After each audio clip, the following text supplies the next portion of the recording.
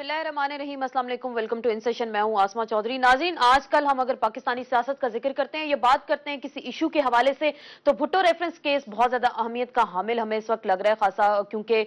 Reference भी supreme court में दायर हो चुका है और कल इस हवाले से बाबर अवान साहब अपने दलाइल भी देंगे। लेकिन बात यह होती है कि क्या वाकई भुट्टो रेफरेंस केस इस वक्त पाकिस्तान की सियासत का या मुल्क का सबसे अहम मसला बन चुका है, क्योंकि तमाम तर तवानाइयां, हमें तो कुछ ऐसा ही लगता है, हुकूमत की जानिब से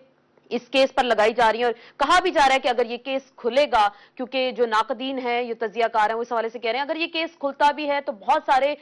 जो मामलात हैं वो जेर बहस भी आएंगे, बहुत सारे ऐसे वाकयात हैं जिनका असर-ए-नौ जायजा भी लिया जाएगा। लेकिन दूसरी जानिब से हम बात करते हैं तो कहा जा रहा है कि नया पेंडोरा बॉक्स खुल जाएगा, क्योंकि बाबर अवान साहब भी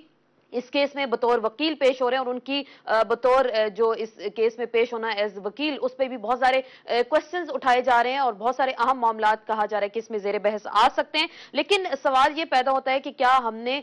इस केस से, पाकिस्तानी सियासत से में जो हमारे सियासतदान है उन्होंने इससे सबक सीखा या नहीं? क्या हम इस वक्त ऐसा आ चुका है कि क्या फिर हम माजी की गलतियां एक बार फिर दोहरा रहे हैं, या मुस्तकबिल में हम कोई ऐसा लाएमल बना सकते हैं कि ये जो माजी की गलतियां हैं इस पर पाकिस्तानी सियासत ना जाए और इस तरह के वाकयात फिर से पेश ना आए? हम पाकिस्तानी सियासत की अगर बात करते हैं, इस हवाले से चीफ जस्टिस ऑफ पाकिस्तान ने एक बहुत अच्छा एक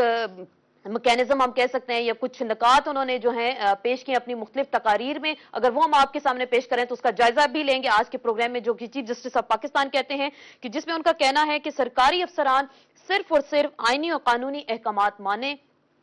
पार्लिमान इंतजामिया के हवाले से अपना एहतसाब का किरदार अदा करे, फौज आइन के दायरा कार में रहते हुए अपना किरदार अदा करे, अदलिया अपने फैसले सिर्फ आइन और कानून के मुताबिक करे।